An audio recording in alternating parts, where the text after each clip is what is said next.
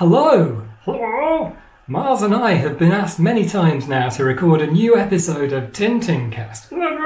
Yeah, that's right, Miles. And you won't be doing all of your stuff about Indiana Jones this time, will you? Oh, no, that'll be fun. Good.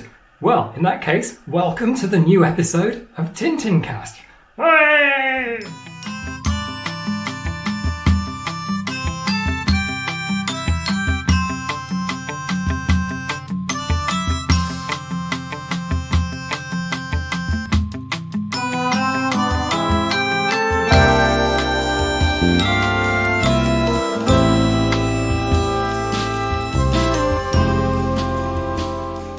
Hello and welcome to Tintincast. We're back after a hugely long break for a surprise episode, and I'm with my best friend and colleague on Tintincast, Miles Watts.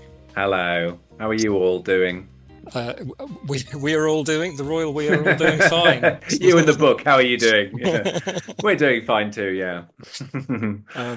But we've sort of been away. We've had this hiatus, but we haven't been doing nothing. We've been doing another choice podcast about the films of Hammer Horror Studios in the UK between 1967 and 19, I think it no, was 57 57 and and 74. Yeah. yeah, which is a bit more niche than Tintin, some might say. But that's over. You can find that on your usual podcast vendor websites. But what's it called, Marcus? It's called Hammerheads. Yes, I should say Ah, yes. Hammerheads. I'd forgotten. I was just asking. But we haven't forgotten Tintincast, and No, it's been really good to see the channel grow and more subscribers and lots of lovely messages from people listening to this series. So really lovely that's messages. great. Yeah, they're always heartwarming, these messages of people who are quite passionate about Tintin and have lots of things to say and discussions to have. It's been great. That's been my favorite part of it, actually, other than the recording of it. And I think it's fair to say that when we started doing this at the start of the pandemic and lockdown and all of that, we didn't really expect to get much traction on the podcast or to have as Uh, many views as we have. I think we've got 13,000 views or something on episode one. Yay. So yeah, that's really exciting. And if you don't know, we've covered all of the Hergé's Tintin adventures, some films, and now we're back to cover some slightly more random, off-the-wall things. Today, we are here to cover this, which is Tintin in the New World, a novel. And it is novel.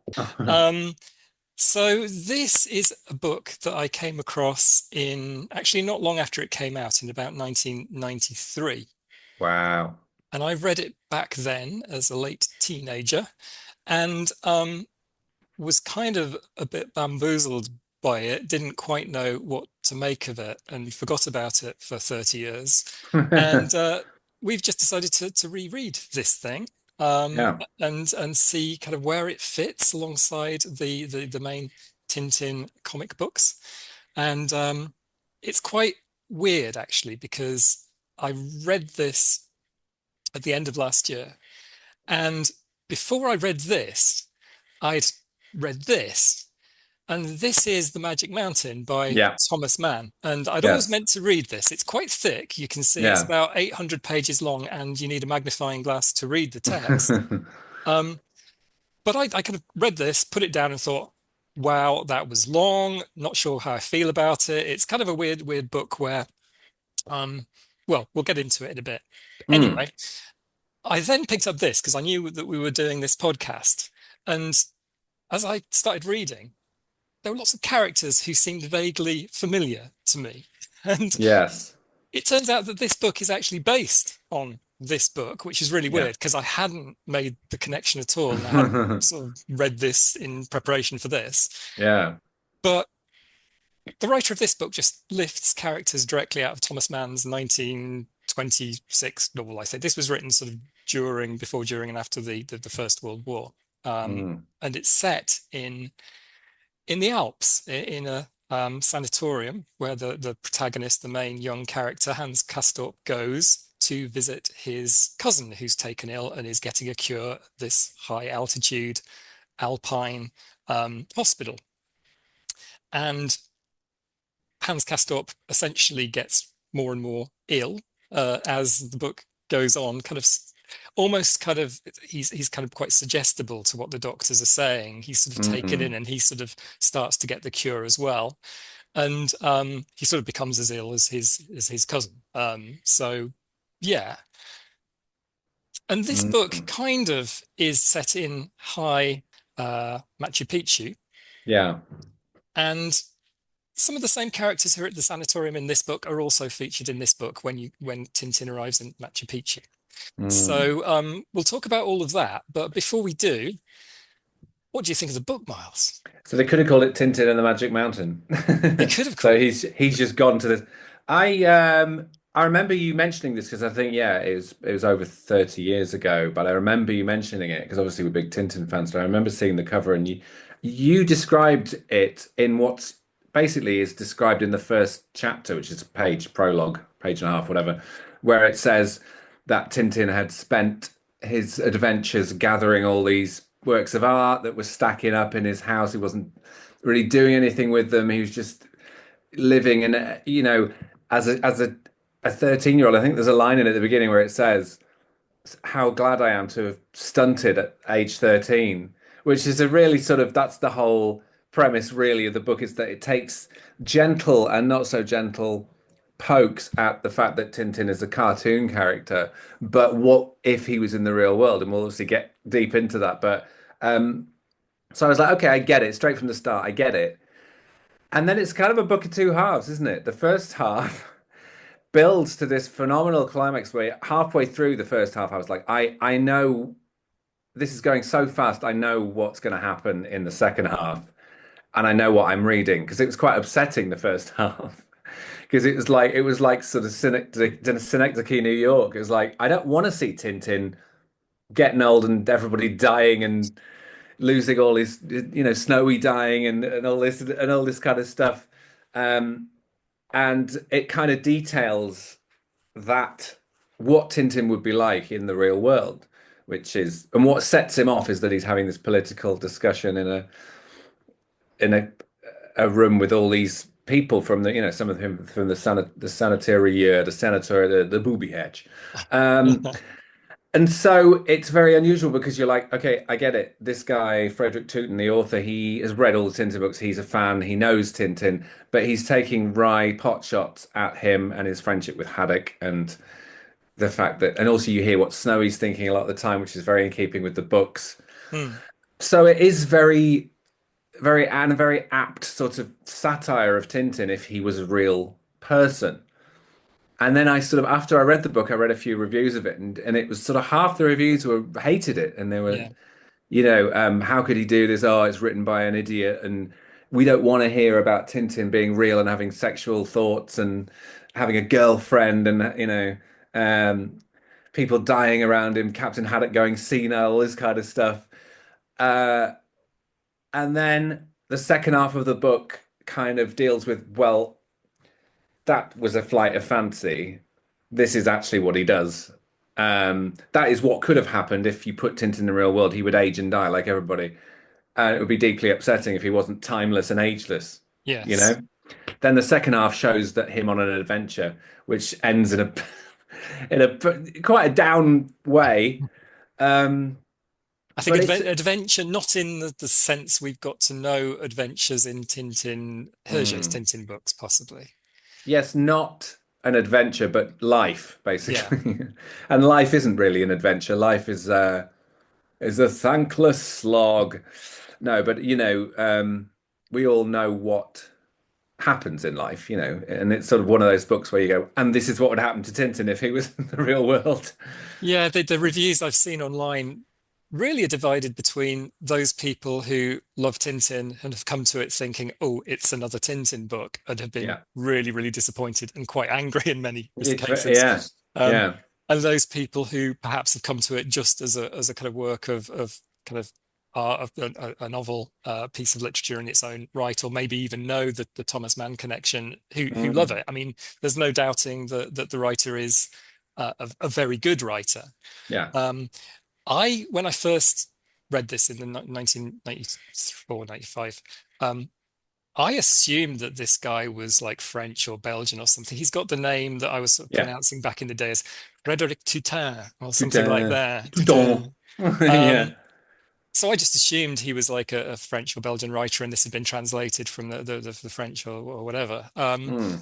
But he's actually an artist, writer, well, a writer and an artist, an art reviewer who grew up in the Bronx, very poor background in the Mm. Bronx. And the writer it's the name is actually, he pronounces it himself, Frederic Tuten. Tuten. And yeah, and he's traveled a lot in South America, and he's been, traveled in Paris and things like that. Mm. And when I read it, I mean, it reads like a piece of European fiction, or maybe sort of even South American fiction. It doesn't read like an American novel at all, really. No, So, it but doesn't. but obviously that's where his interests lie. And Mm. being a reviewer of, I guess, modern art, and particularly he's a fan of pop art. He's an artist himself. He's still with us, by the way. Um, Oh, nice.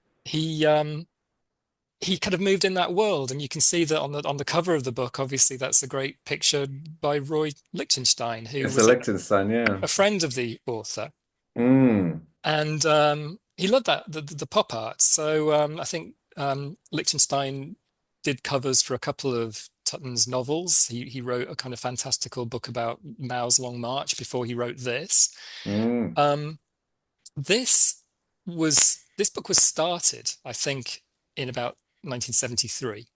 And Tutton Wow. had met Hergé when he was in Paris. He had a dinner with Hergé, and he met with Alan Rene, the film director, Mm. and they had dinner. And Tutton was an admirer of Hergé's art and work, and had devoured all of the Tintin books.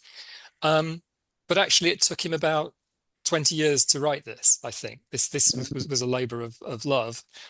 My question is, who the hell gave Tutton the permission to write this book or put it out there? We know that the Hergé Foundation is a litigious organization, don't Mm. like anyone else using images or the likeness of Tintin in No. any art. They come down quite hard on that stuff, particularly when a book describes Tintin's erection.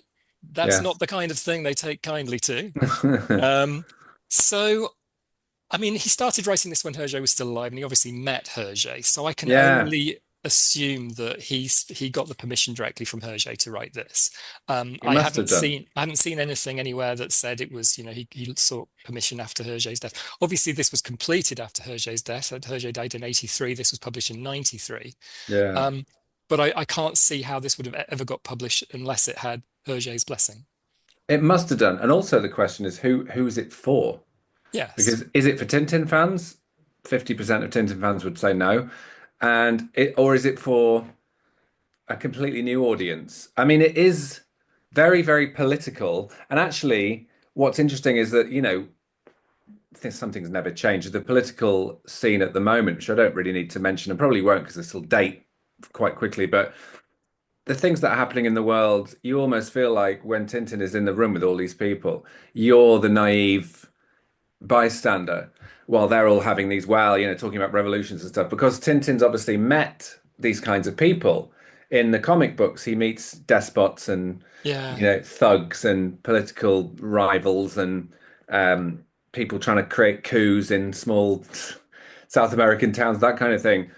So Tintin's not a stranger to these kind of characters, but he comes across as uh, he's just very naive, obviously, because he's Tintin and he's a boy reporter. And someone made the point he doesn't do much reporting in this book. Um, he listens to political conversations in pubs basically for the whole book, He and listens, and he doesn't talk a lot. I mean, anyone uh, who's kind of hoping to hear Tintin's voice a lot in this, they're not going to. They're going to hear particularly the interminable voices of Settembrini and Napta, these two. Um, yes, well, Settembrini is like a humanist, Freemason, and Napta is a Jesuit, and mm, so they basically spend a lot of both Thomas Mann's novel and this novel arguing out various points, and it is. just unbearable. I mean, I found it unbearable in Thomas Mann's book because it kind of Yeah. it feels quite dated, the kind of politics that they're talking about, and it picks up in this. Mm. And these two kind of characters who are constantly kind of pulling each other up on stuff, or they are contradicting each other. Does it sound like any two particular characters in Hergé's books? The Thompson Well, twins, maybe? yeah, actually, yes, it does sound like, yeah, that's true. It's almost like they're the bumbling They're sort of the idiots. intellectual bumbling, but I mean, they never agree and they never come to any conclusions. And it's sort of almost like, well, these kind of extreme points of view that they both have, they'll never come to a conclusion. And Tintin's just kind of sitting, listening to these hugely long, interminable conversations between the two of them. To be precise, they're interminably long.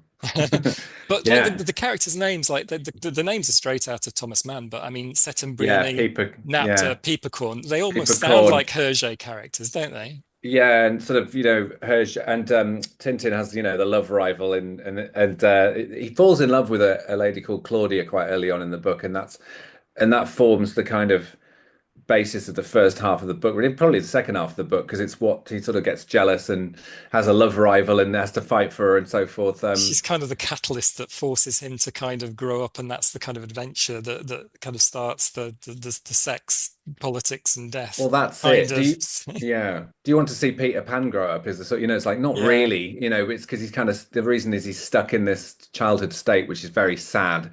But it would be sadder to see him grow up like they did in Hook, where you're like, oh no, he's a grumpy middle-aged lawyer now. Um, and actually, there's a bit that I outlined here, which I really liked. So obviously, we'll do it. We'll do a couple of quotes.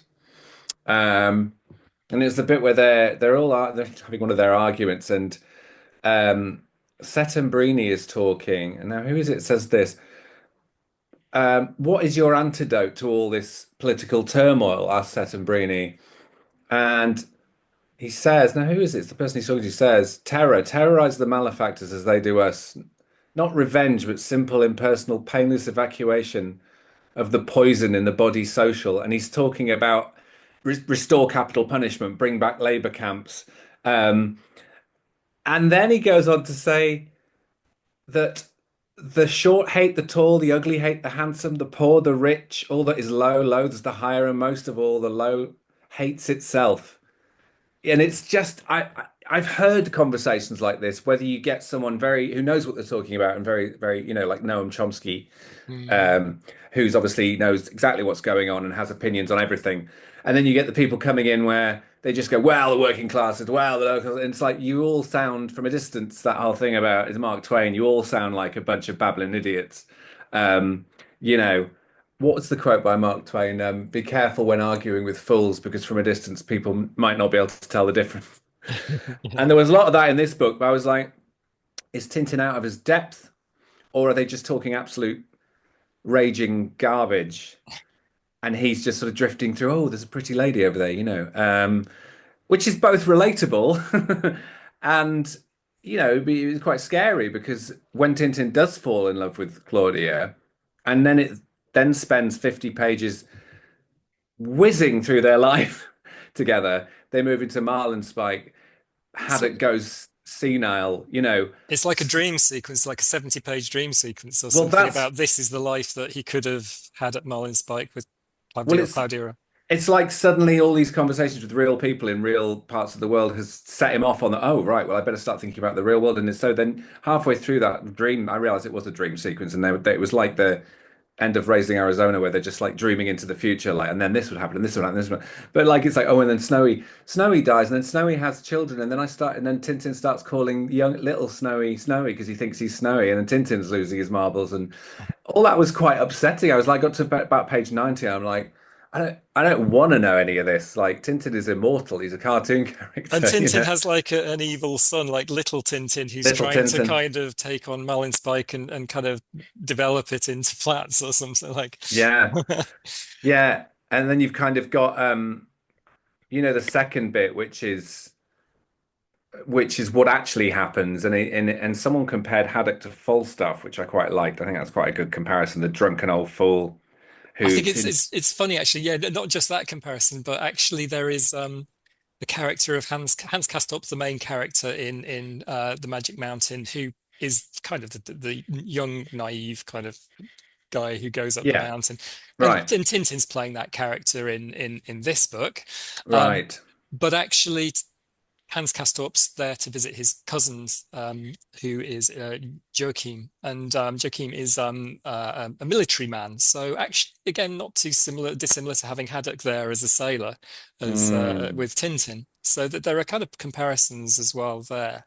Yeah, and I love the fact that again it apes the books because you can hear what Snowy's saying at the beginning. You can hear him saying that he thinks he just wants to, there's a comment about why do humans always want to go back and do the thing they're already doing? It's like Mm, it's life is simple. You have some milk, you go for a walk, you have a sleep, you have a bone, you eat a bone.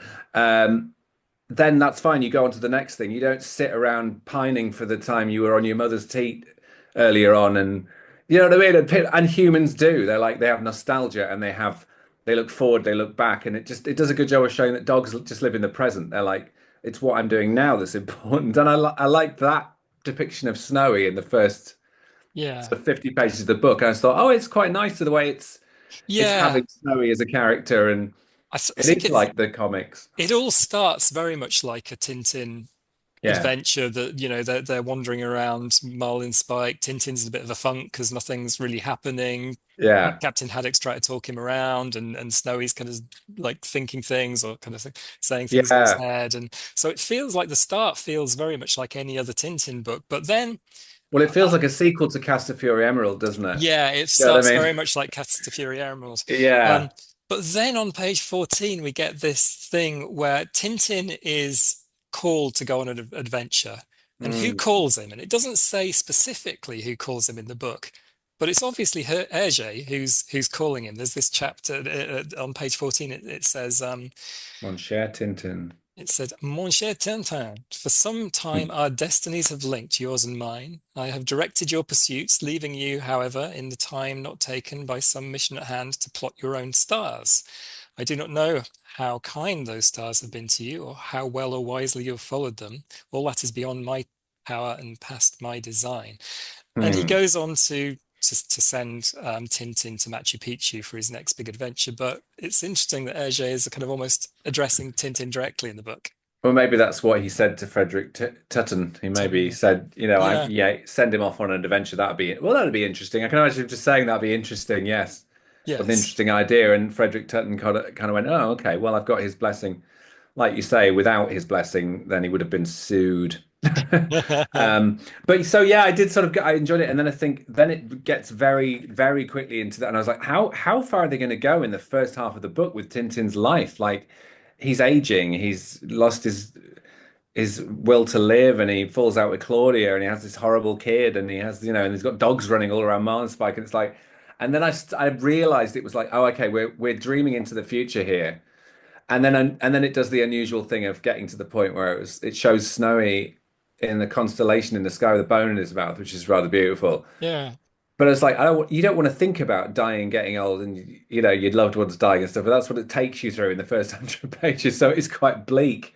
And I sort of wanted to say to the author, right, you can stop it now and get back to the story. So that then the second Yeah. half of the book is, it could have not had that. But I actually enjoyed it in a sort of perverse way. I enjoyed that bit, but I was glad when it finished. Yeah, well, Yeah. yeah, no, absolutely. I mean, it's a weird book because about 70 pages of it are kind of this dream sequence, and the book's only Mm. about 140 pages long, so it's almost like Yeah. half the book. But you kind of go race through his alternative life, and it's Yeah. quite it's there's a lot of pathos in it. So I mean, on later in the book, Tintin actually talks about his backstory, which you don't hear in Hergé at all. He says he's asked your what about your parents, and he says both dead. I think my mother is dead. I never met my father. He may be alive.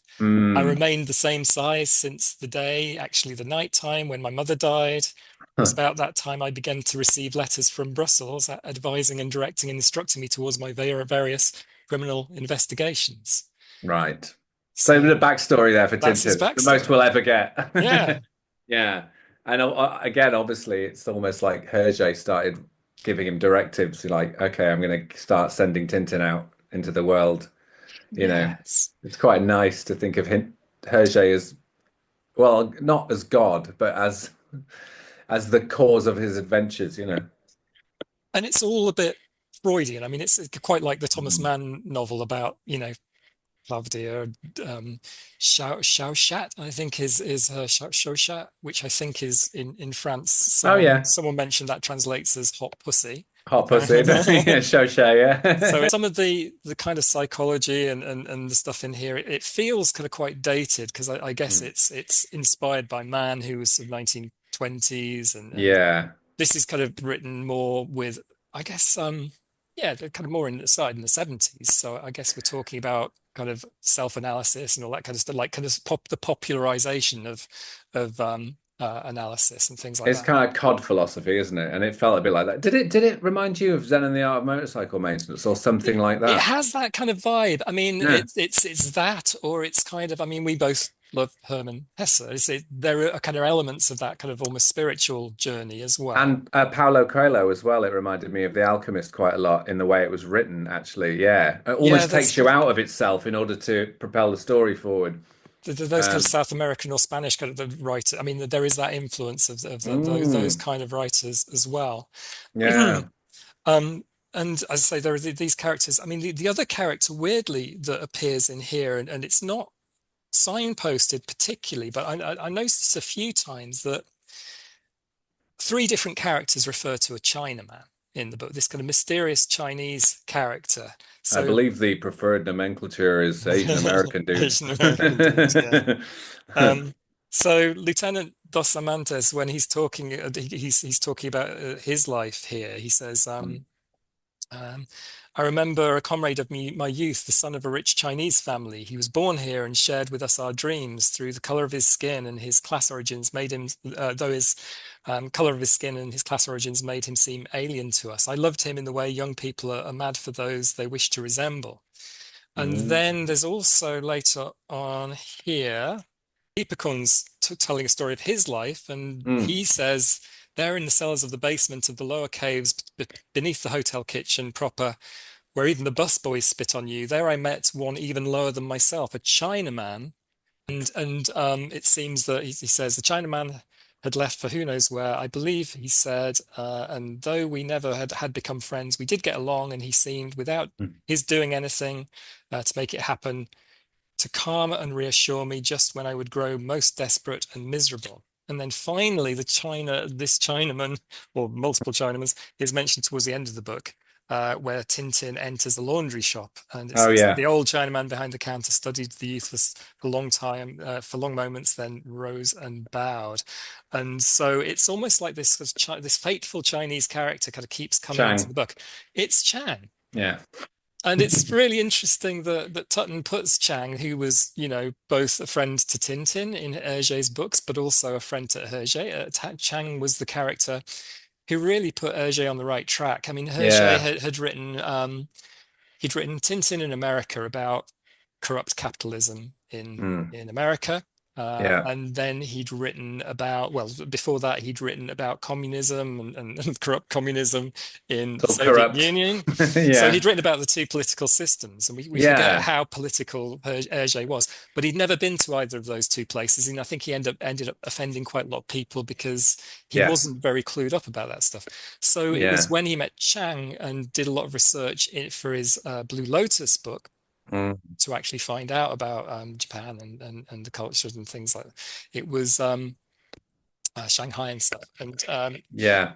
and that's where the books really took off and took on an authenticity. Yeah, And they did. Chang Yeah. was obviously a lifelong friend of Hergé, and he's kind of reflected here in the book as well. I would say so. Yeah, I would say so. He's definitely present, isn't he? And Chang was a very key figure in Hergé's life. I think it really affected him. And for those who haven't studied this, if you've read Tintin in Tibet, if you there's a fantastic film called Tintin et moi, and it's about Hergé's relationship with Chang, documented by I can't remember where they were from, film crew, possibly Belgian, and it's about how he was obsessed with Chang, and throughout the books, and finally they met, and it was years later that they met after they'd initially met, and they both had a life, lots had happened, and they were both a bit sort of shell shocked by the time they met, and but it was a long friendship, a kind of a tentative friendship as well, wasn't it?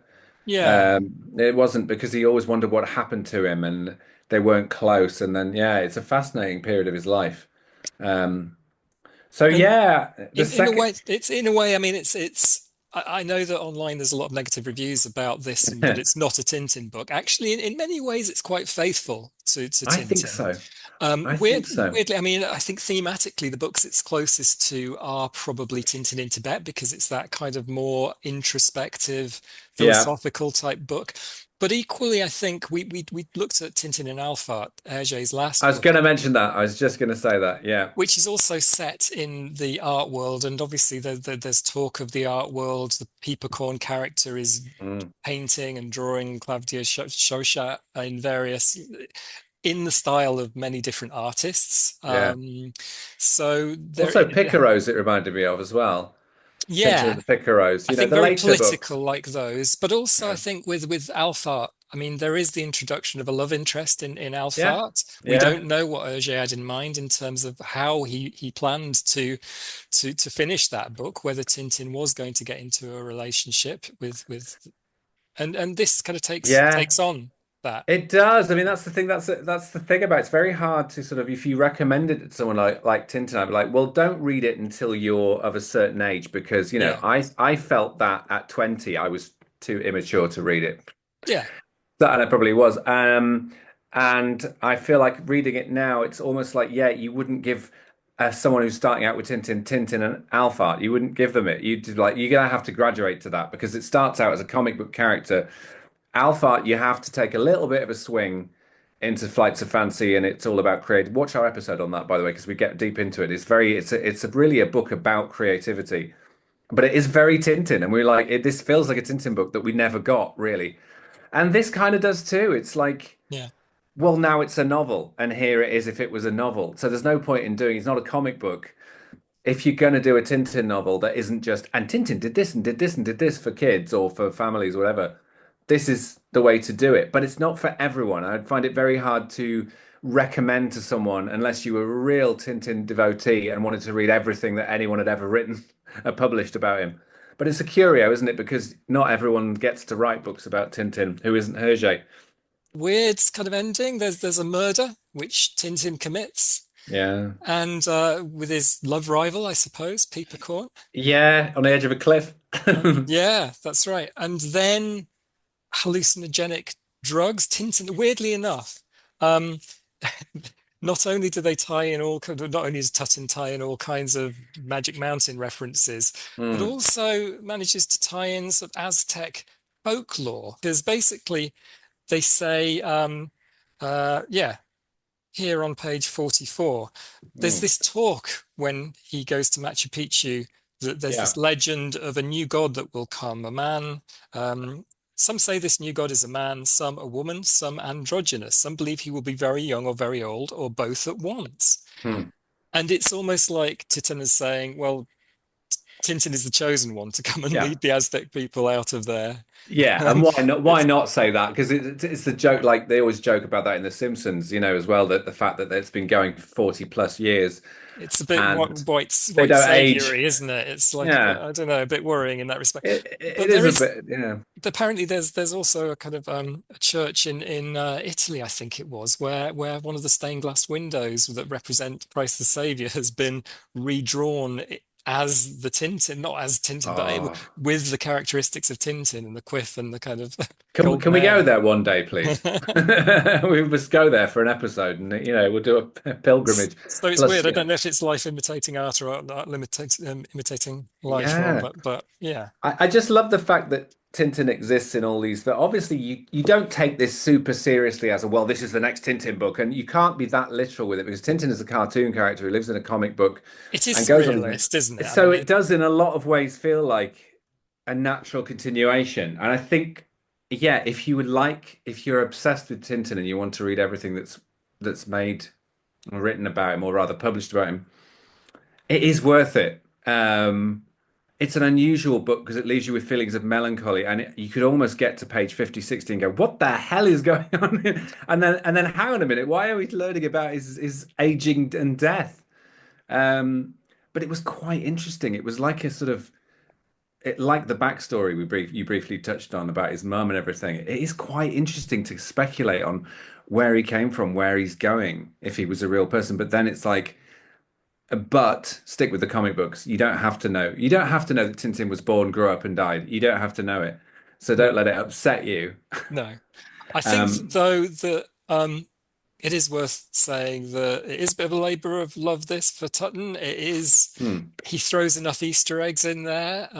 Yes. So that it's true to the book. It's the voice of Snowy, the voice of Haddock is very authentic to the Hergé novels. So it is Mm. very recognizably those characters, but it's not a book that is focused particularly on Tintin. There are a lot of these other characters in there that, and Tintin is along for the ride in many ways.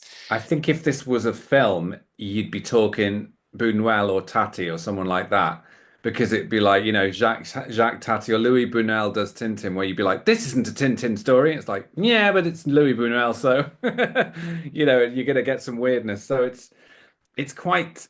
Some people might say pretentious. A few reviews have said pretentious. Some have said laborious. Some have said lots of other long words. But if, as I say, if you game, Yeah. I mean, you could sometimes get something out of it. it can come across a bit, sometimes a bit like a formal exercise of, Tutton setting himself this challenge. What happens if I throw the Tintin characters into a novel by Yes. Thomas Mann or something? But yeah, I think it is Tintin enough, and it is that world enough, and he's a devotee of Hergé. I mean, he loves the books. You can tell that Yeah. he's read all of the books, and it is very true to that Well, you have to know world. something very well in order to satirize it, and he Yeah, does know it very well. He's very respectful of it. Like he's not he is sort of taking the mick out of Tintin, but at the same time he's not because he's going, well, but this is the character. This is the character as it exists. I mean, I don't know how many people are going to read this book, and it's not a spoiler, but at the end, Tintin kind of does a Reggie Perrin and disrobes and gets into the water, and you're like, has he just committed suicide? But it's not that literal.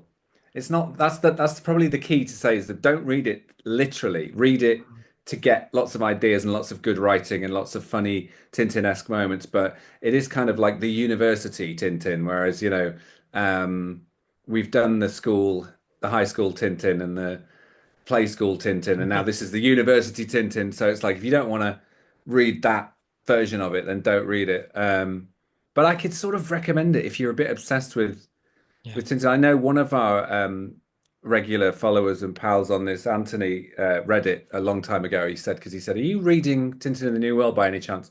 I recognized that book, and I said, "Yes, we are. We're going to cover it in the new Tintincast." So he said, "Oh, great! I look forward to that." Or words to that effect. I don't want to put words in your mouth, Anthony, but I hope you do enjoy this episode.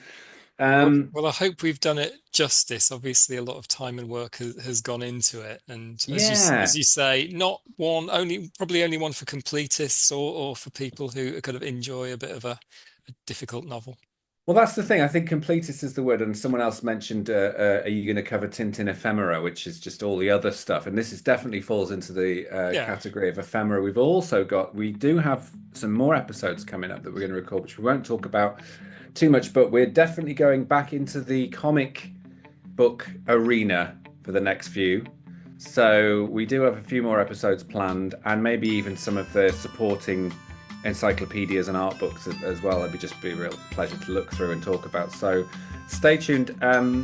We hope that, and I can't remember when the last episode was. Was it the movie about a year and a bit it ago? was a year and a half ago. Year Yeah, and a half? Oh God, yeah. time flies. I mean, it's ridiculous, isn't it? But if you've enjoyed this, hopefully you haven't seen all the episodes. Go back watch some of the other ones, and we will be back, and not in a year and a half. I promise.